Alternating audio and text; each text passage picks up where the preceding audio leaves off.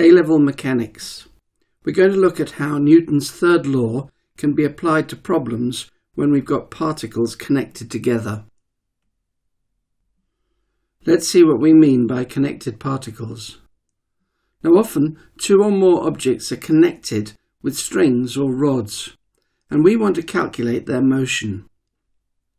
Now we say a string or a rod is light to mean that its mass is so small compared to the other objects that it can be ignored. Effectively, we take the mass to be zero. If the string or rod is light, then Newton's third law says the tension or compression forces at each end will be equal and opposite. In fact, the tension or compression remains constant along the entire length of the string or rod. We say a string or rod is inextensible to mean that it cannot be stretched, and we say a rod is incompressible means that its length remains constant at all times. That means if two connected bodies are moving in the same direction and the string remains in tension, then their motions, distance, speed or acceleration, will be the same. Let's look at an example. Example 1. Starting from rest, a truck of mass 1,500 kilograms tows a trailer of mass 1,300 kilograms. The driving force of the truck is 4,900 newtons. The resistance on the truck is 800 newtons, and on the trailer is 600 newtons. In part A, we're asked to find the acceleration of the truck and the trailer. Now to solve this, we need to, on the diagram, mark in all the external forces acting on the truck and the trailer together. Notice the tow bar is not an external force as it is part of the truck and trailer combination. So we have gravity acting down, that's 1,500 G on the truck and 1,300 G on the trailer. We've then got the driving force of the truck, which is 4,900 newtons. And we have a resistance acting on the truck of 800 newtons and a resistance of 600 newtons acting on the trailer. There's also the normal reactions, N on the truck and M on the trailer. The acceleration is A. So if we resolve horizontally using F equals ma, we can ignore the normal reactions and the weights. So the horizontal forces forward are 4,900 minus 800 minus 600, and that's equal to the total mass 1,500 plus 1,300 times A. So we have 2,800A equals 3,500. So A is 3,500 over 2,800, which works out to be 1.25. So the acceleration is 1.25 meters per second squared. Now in part B, we're asked to find the tension in the tow bar. So let's consider just the trailer on its own. Now again, we have to mark in the forces on the diagram. We've got gravity acting downwards, that's 1,300 G, and we have the normal reaction acting upwards, that's M. This time we've got a tension in the tow bar. This is not an internal force this time, as we're considering the trailer on its own. And then there's a resistance of 600 newtons. The acceleration is 1.25. We can now resolve horizontally using F equals ma. So T minus 600, that's the resistance, is equal to the mass 1,300 times the acceleration, which we now know is 1.25. So T is equal to 1,625 plus 600, which is equal to 2,225. And so we have the tension is 2,225 newtons. Now in part C, we're asked to find the distance covered in the first 20 seconds. Well, we have U is equal to 0, T is equal to 20, A is equal to 1.25, and we're trying to find S. So we're going to use the equation S equals UT plus a half AT squared. So S is 0 plus 0.5, a half, times 1.25 times 20 squared, which works out to be 250. And so the distance covered is 250 metres. In example 2, we're told a small truck of mass 800 kilograms starts from rest and pulls a trailer of mass 400 kilograms. The truck has a resistance of 300 newtons and the trailer has a resistance of 200 newtons. For the first 5 seconds they have constant acceleration and move 20 metres. In part A, we're asked to calculate the acceleration. Well, to solve this, we use the Suvat equations. We've got u is equal to 0, t is equal to 5, s is equal to 20, and we're trying to work out a. So we're going to use s equals ut plus a half at squared. So we've got 20 equals 0 plus a half times a times 5 squared. If we double both sides, that gives us 40 is equal to 25a. So a is 40 divided by 25, which is 1.6 metres per second squared. And so we have the acceleration is 1.6 metres per second squared. Now in part B, we're asked to calculate the driving force of the truck. Now in this case, it's best to consider the truck and the trailer as a single object, in which case the tow bar is an internal object and the forces in it are internal forces.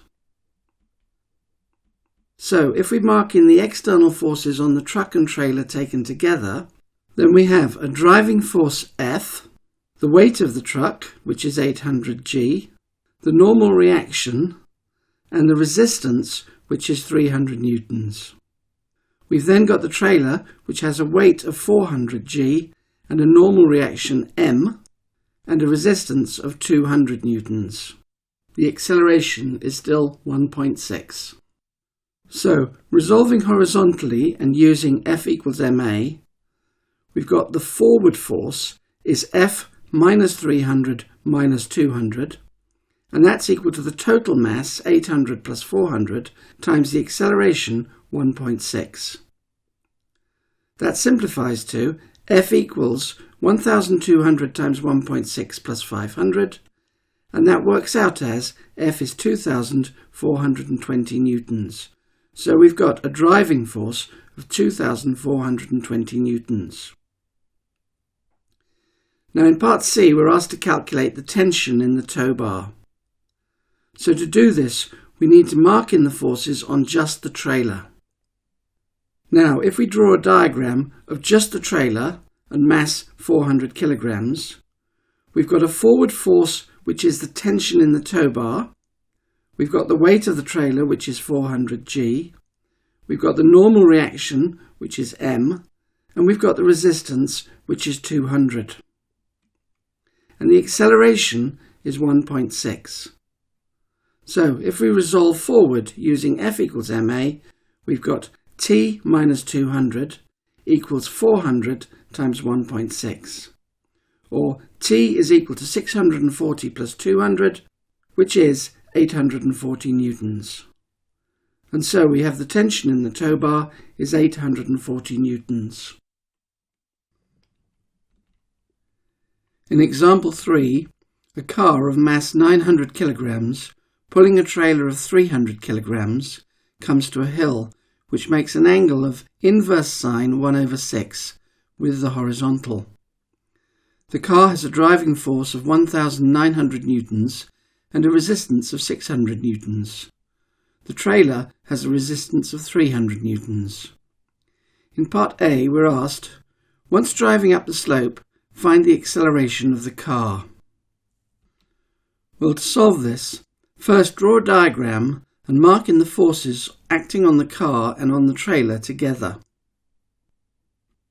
Well, we can mark the angle theta, the angle between the horizontal and the slope, and we know the sine of theta is 1/6.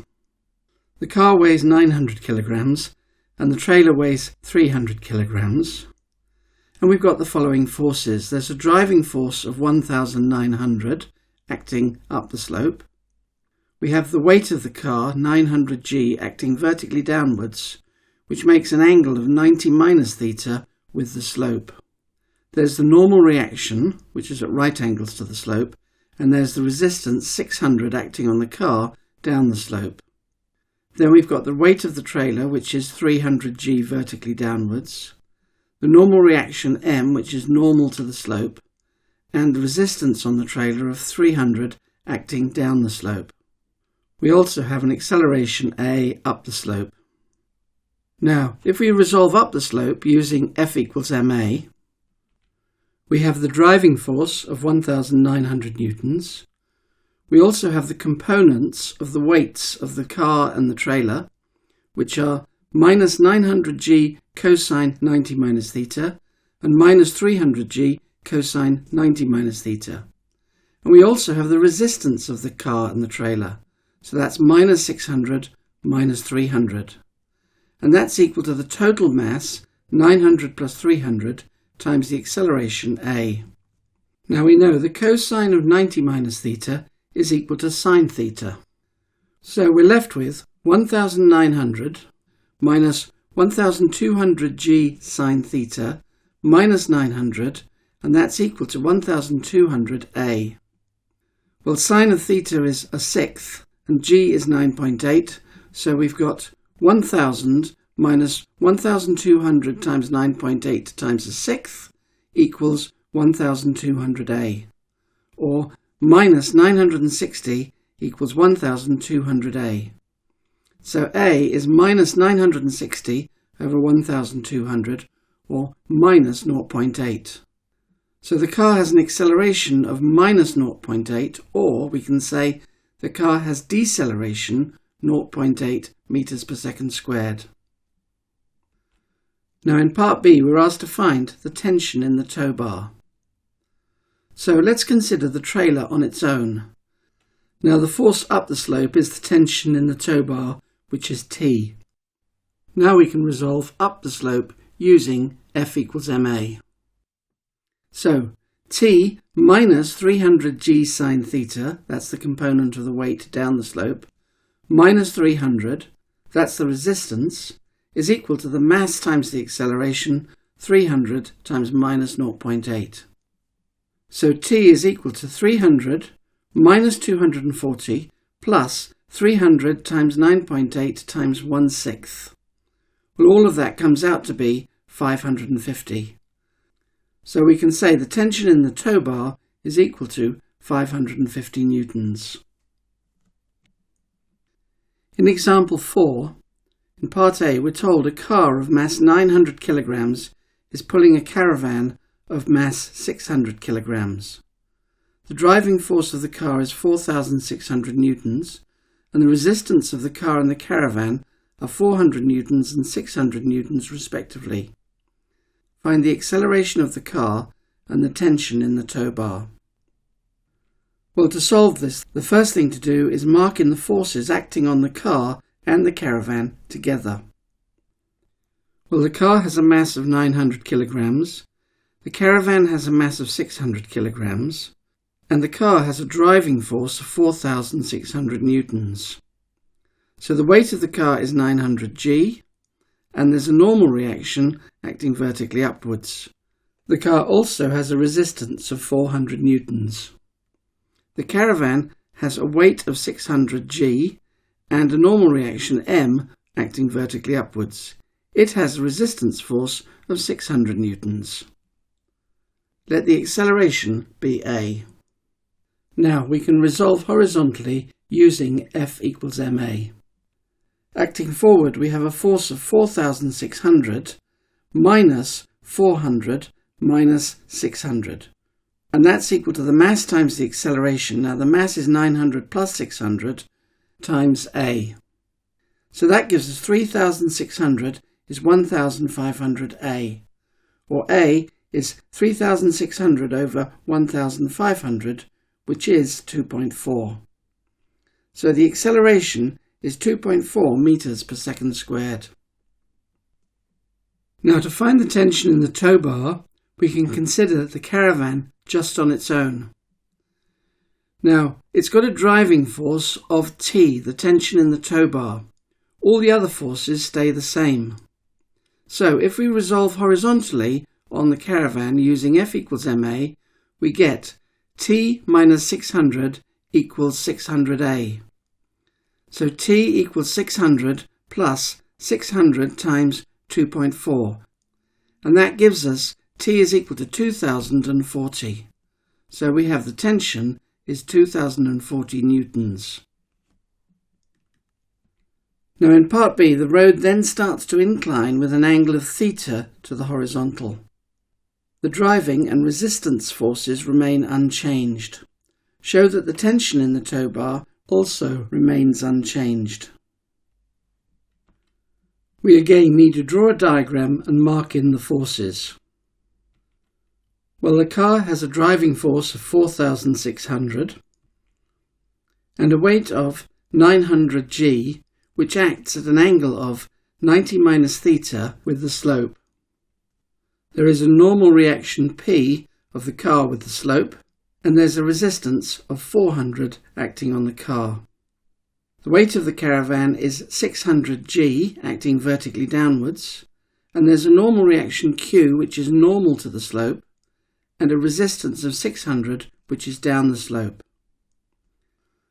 So resolving up the slope using F equals ma, we have 4,600 minus 400 minus 600 minus the components of the weight, which are minus 900 g cosine 90 minus theta minus 600 g cosine 90 minus theta equals the mass 900 plus 600 times A.